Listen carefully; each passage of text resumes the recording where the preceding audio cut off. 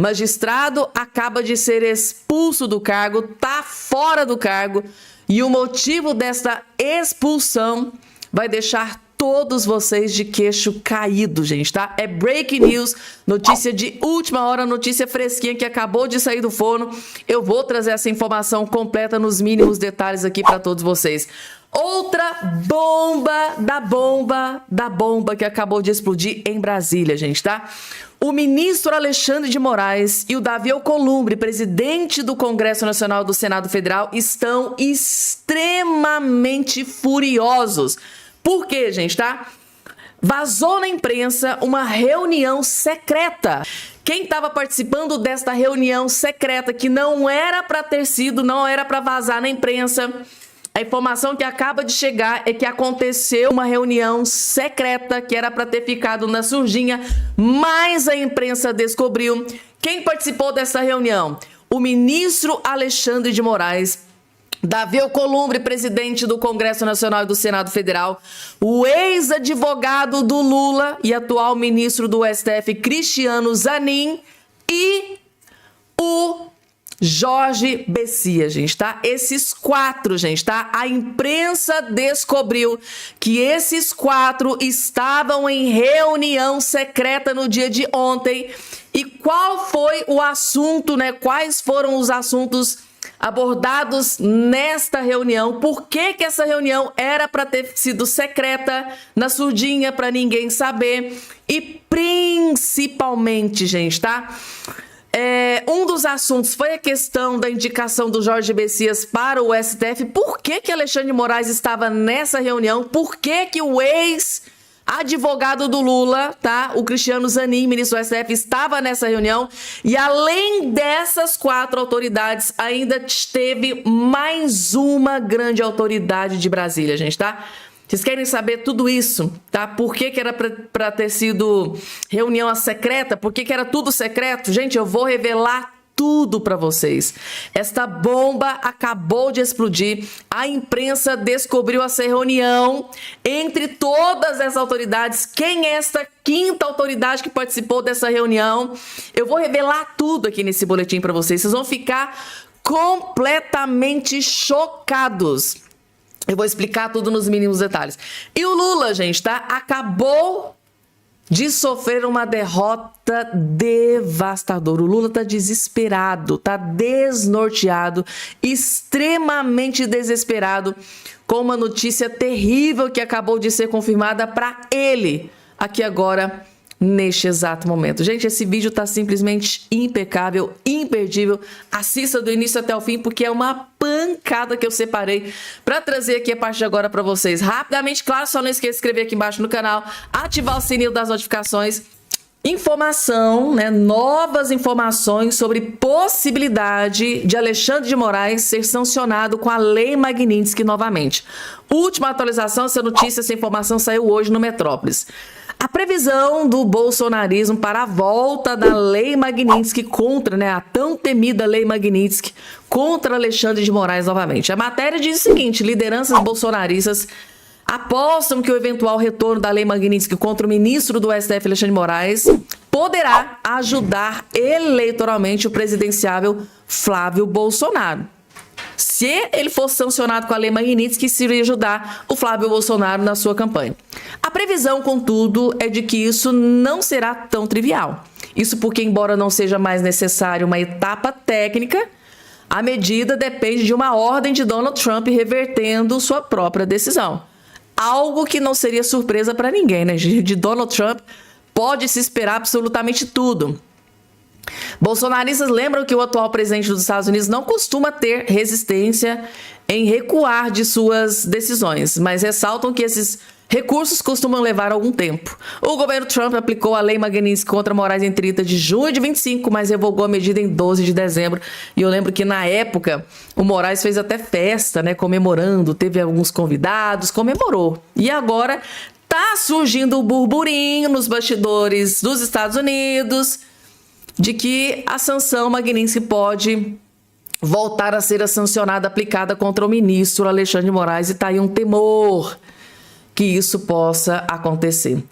Agora, gente, larguem tudo que vocês estão fazendo para prestar muita atenção, porque eu vou trazer aqui um escândalo que acabou de explodir em Brasília agora, gente, tá? Neste exato momento. Vazou, gente, tá? Vazou na imprensa uma reunião ultra secreta que aconteceu ontem, tá? Aconteceu ontem essa reunião. E quem participou dessa reunião? Tá aqui, ó. Encontro entre Alcolumbre e Bessias ocorreu na casa do ministro do STF. Qual ministro? Calma, eu vou explicar nos mínimos detalhes pra vocês, gente, tá? Calma.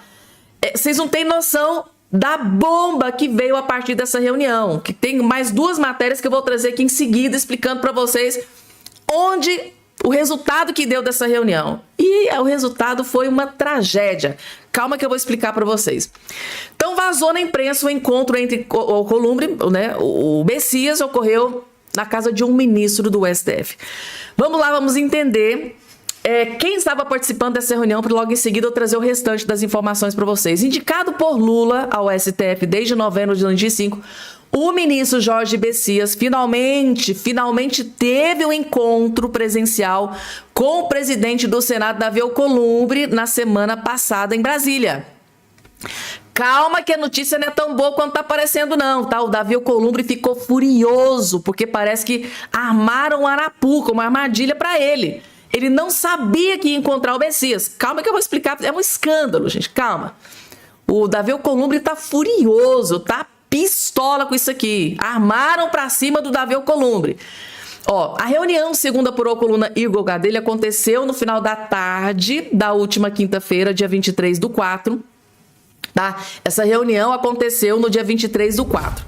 Na casa do ministro do STF, Cristiano Zanin, no Lago Sul, bairro nobre de Brasília. Zanin é o integrante da corte mais próxima do Jorge Bessias e ex-advogado do Lula, gente, tá? Só para lisura da informação.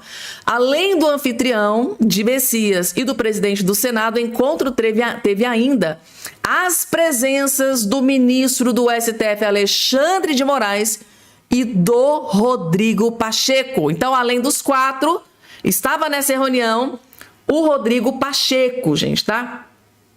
Nome até então preferido de Davi Alcolumbre para o Supremo.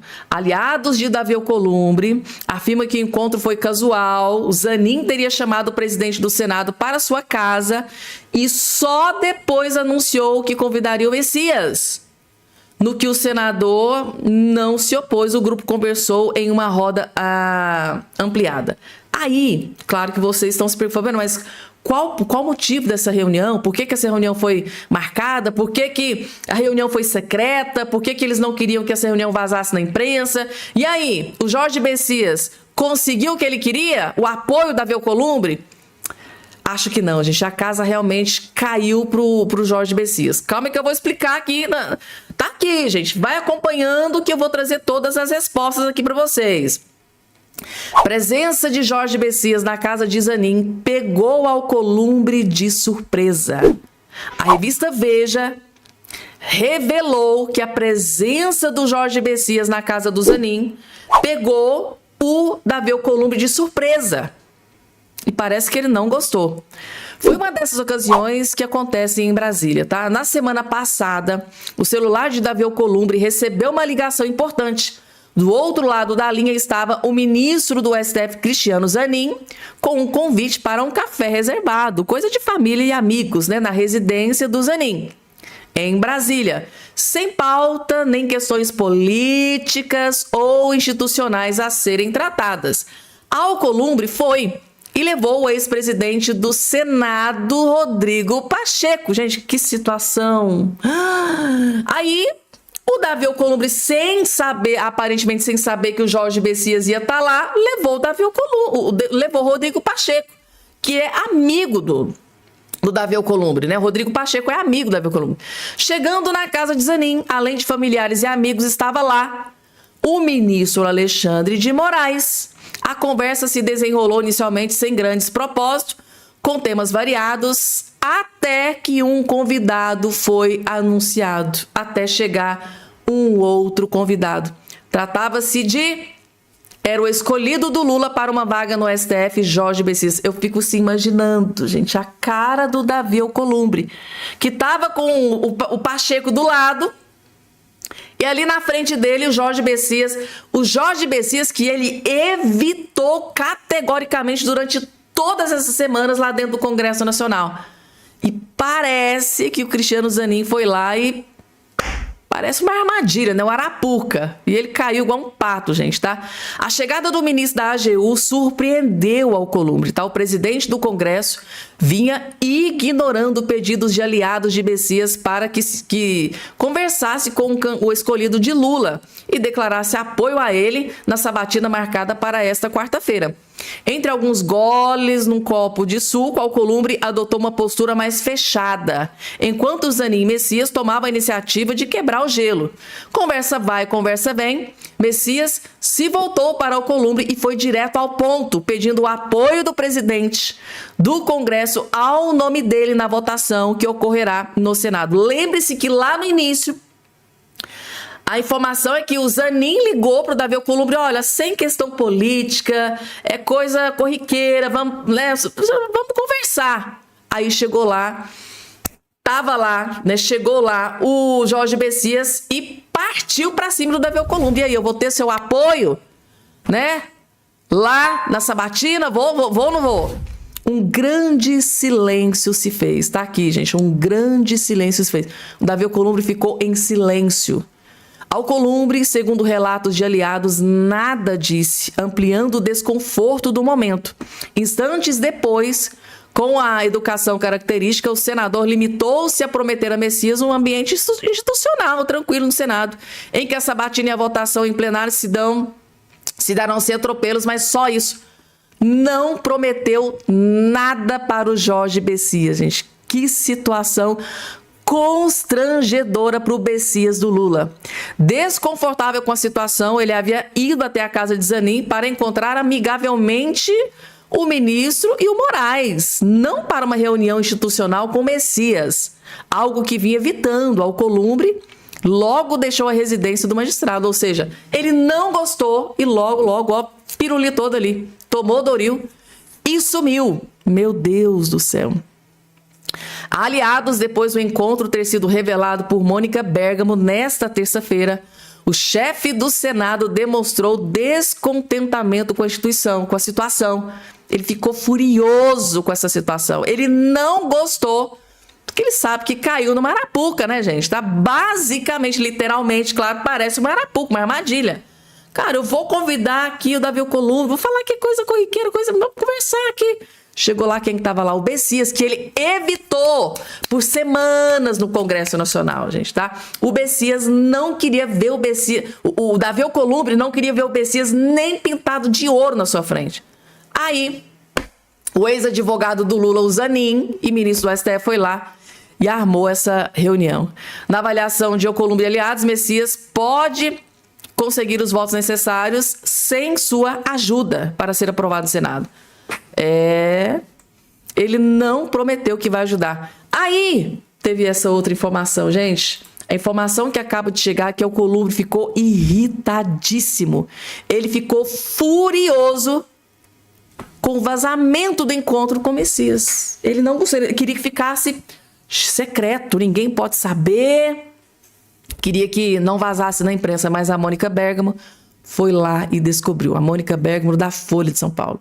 Ele está furioso, está irritado, né? O presidente do Senado, Davi Alcolumbre, sinalizou estar profundamente incomodado com o vazamento do encontro dele com Jorge Bessias dias antes da sabatina do ministro da Advocacia Geral da União. O senador amapaense disse a aliados ouvidos pelo Metrópolis que se trata de uma tentativa de pressioná-lo a se posicionar a favor da indicação do presidente Lula no STF.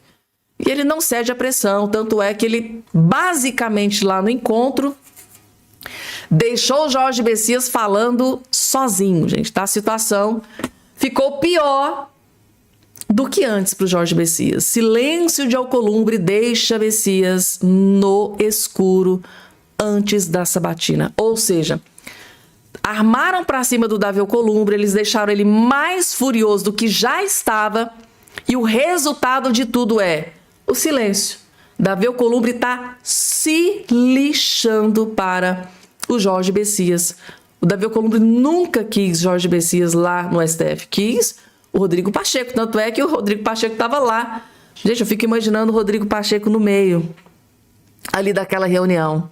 Vocês sabem que o sonho da vida do Rodrigo Pacheco era ser ministro do STF. Ele achou que dessa vez iria chegar a sua vez, mas aí o Lula deu um chute na bunda do Rodrigo Pacheco e colocou o Jorge Messias. Que situação, gente. Que situação. Eu tô chocada. Chocada com isso aqui. E agora, gente, deixa eu trazer aqui uma informação. Daqui a pouco, tá? Magistrado acabou de ser expulso do cargo. Tá fora do cargo.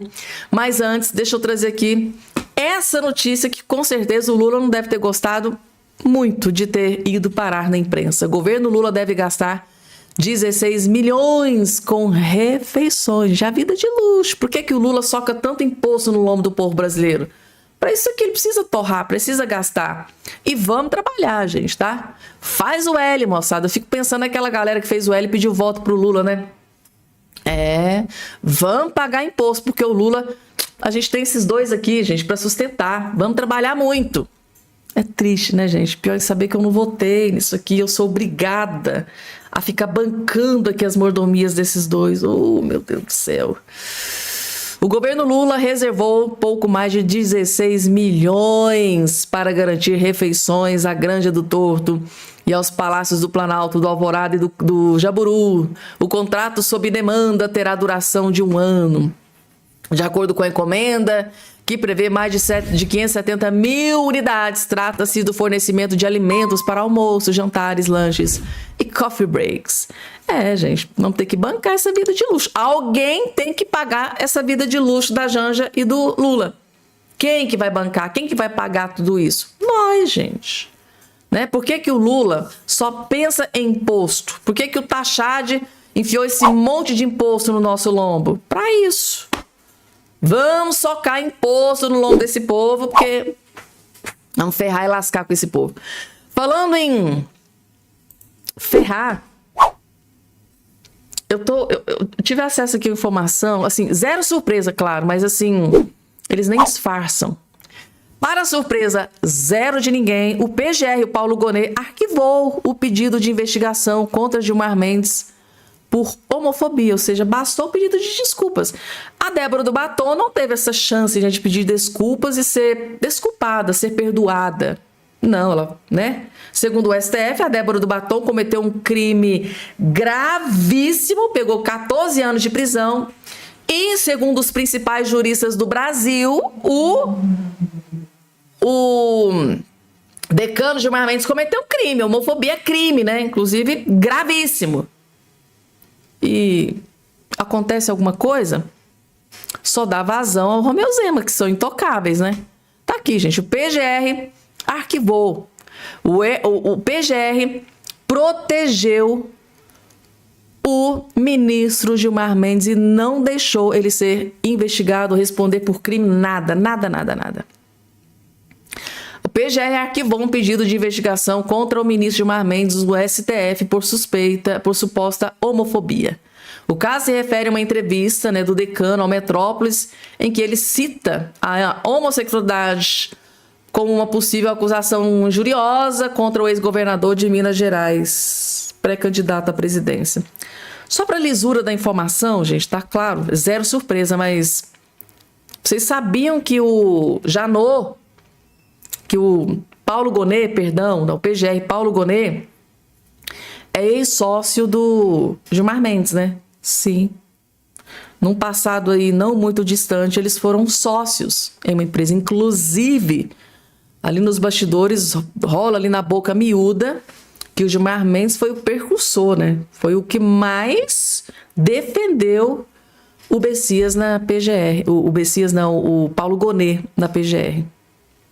Um dos maiores defensores do PGR, Paulo Gonet, foi Gilmar Mendes. Tá aqui. A gente não pode nem falar muita coisa. A gente tem vontade de falar tanta coisa, né? Mas não pode, gente, tá? A gente sabe como é que é. aparentemente não vive numa democracia, né? Porque numa democracia você fala tudo que você pensa, você critica, fala, olha, isso aqui eu penso dessa forma, isso aqui eu não concordo. Aqui tá... A situação aqui tá bem degradante, bem complicada.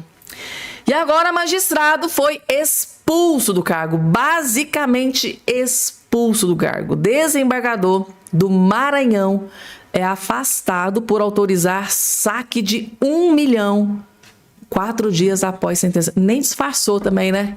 Podia ter disfarçado. Não disfarçou e ficou muito na cara, né? Esse que está aqui, ó, na sua tela. O desembargador José Eulálio Figueiredo de Almeida, do Tribunal de Justiça do Maranhão, foi afastado das funções por 60 dias por autorizar um saque de 1 milhão no âmbito de uma ação de inventário, quando ainda exercia a magistratura em primeira instância em uma nova vara civil de São Luís. Segundo a decisão do Conselho Nacional de Justiça, em junho de 2020, Almeida liberou aquele valor, mesmo após advertido acerca da tramitação em vara, né, de sucessões de processo de declaração de herança e de possível fraude na escritura pública de inventário e partilha. Ele foi alertado de absolutamente tudo, mas mesmo assim ele foi lá e autorizou o saque. E por causa dessa decisão, ele acabou de ser afastado do cargo. Basicamente expulso do cargo aí por 60 dias, até que as investigações sejam analisadas e concluídas. Tá aí. A Carol de Tone fez um vídeo devastador contra o Lula da Silva. Assistam, gente. Só falo isso pra vocês. Assistam, porque muito provavelmente eles vão pedir para tirar esse vídeo aqui do ar. Vocês sabem como é que funciona o Lula, o PT. Quando é revelado, né, uma bomba gigante contra o Lula que pode prejudicar o Lula na eleição, o que é que eles fazem? Vai pedir socorro pro TSE, pede socorro para ministros, né? Vocês sabem como é que funciona, então assistam, gente, tá? Pega a pipoca, assista de camarote, Carol de Tone, perdão, destruindo Lula da Silva sem dó e nem piedade. Vejam só.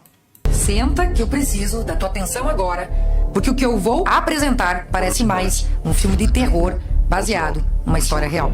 Você sabe o que todos os grandes escândalos de corrupção bilionários no Brasil têm em comum? Os governos do PT. O ano 2004. Estoura o caso Valdomiro Diniz, assessor da presidência, flagrado cobrando propina. Em 2005, vem o escândalo dos Correios. Propina dentro da estatal. Foi a ponta do fio que levou ao mensalão. 2005, explode o mensalão. Compra de votos no Congresso. Pelo menos 100 milhões de reais desviados, 25 condenados pelo STF. Em 2006, os aloprados petistas presos com 1,7 milhão em dinheiro vivo para negociar dossiê falso. De 2007 a 2015, o BNDES banca obras fora do Brasil. Foram cerca de 55 bilhões em 148 obras em 15 países.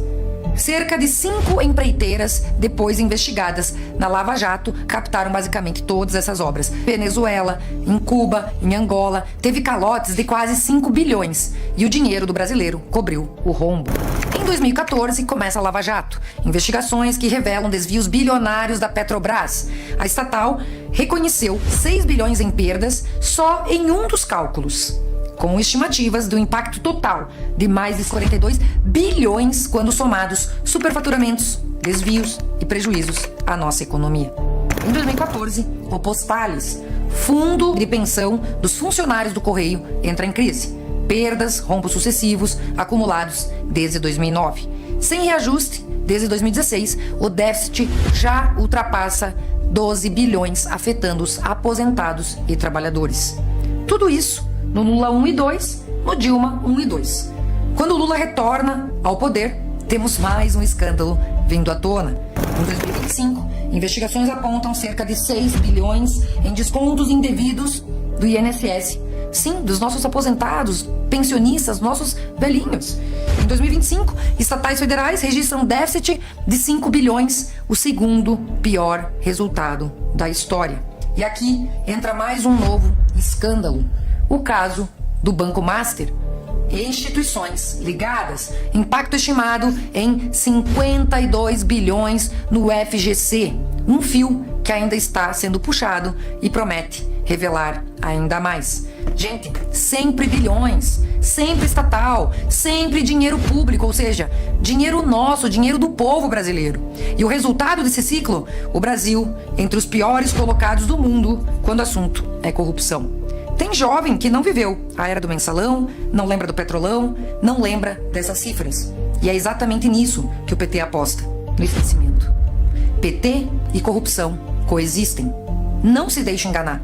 Envia esse vídeo para um amigo, porque quem esquece o último escândalo financia o próximo. Gente, e aí, vocês acham mesmo que esse vídeo aqui da Carol de Tone mostrando vários escândalos do Lula, do governo Lula, do PT, da companheirada, vocês acham que esse vídeo aqui vai ficar muito tempo no ar? Então aproveitem que ainda está no ar, volta um pouquinho, assistam de novo, porque é extremamente grave. Tudo que foi exposto pela Carol de Tone são as corrupções, gente, tá? A Carol de Tone está esfregando as corrupções do Lula, do PT, da esquerda, na cara dos eleitores de esquerda. Vocês acham que o Lula fica feliz quando um vídeo desse aqui alcança milhões de visualizações? Por isso que é importante a colaboração e compartilhem.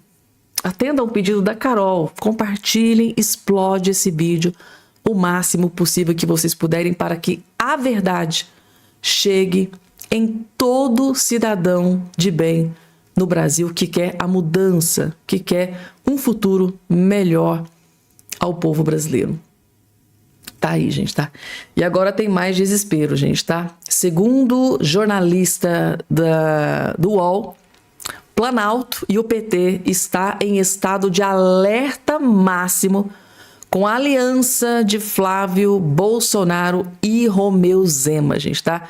A informação que os jornalistas descobriram é que o Lula, tá? O PT, a esquerda, estão completamente desesperados, desnorteados com uma possibilidade do Flávio Bolsonaro se unir ao Romeu Zema, porque aí se unir os dois, gente, tá? Definitivamente é o fim do Lula da Silva. Aí a casa cai para Luiz Inácio Lula da Silva. A casa caiu para o Lula, porque parece que é muito grande essa possibilidade de Flávio Bolsonaro se unir ao Romeu Zema em nome do Brasil, para salvar o Brasil desse partido das trevas. Quem descobriu isso foi os jornalistas, gente. Tá? Os jornalistas da UOL revelam o desespero do Lula com a possível aliança entre Flávio Bolsonaro e Romeu Zema. Fazer o seguinte, vamos chamar a Letícia Casado, ela tem uma apuração de como é que o governo Lula avalia o possível impacto da escolha de Zema como vice numa chapa com Flávio Bolsonaro. Zema nega, ô Letícia Casado, ele diz que vai manter a candidatura. Será? Bom dia para você. Bom dia, Diego, Josias, Sakamoto. O Romeu Zema, ele tá negando, ele fala, não, eu vou manter minha candidatura até o final. Ele, tem poucos dias, ele lançou um plano de governo, reafirmou que vai manter a candidatura. Só que o que acontece?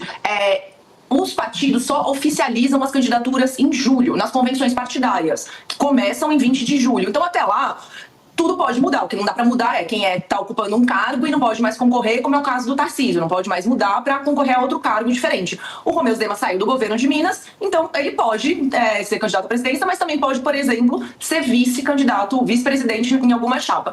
E aí o que acontece? Com toda essa confusão do Zema com o Gilmar Mendes, voltou com força essa história, essa possibilidade, essa especulação sobre ele ocupar a vaga de vice do Flávio Bolsonaro.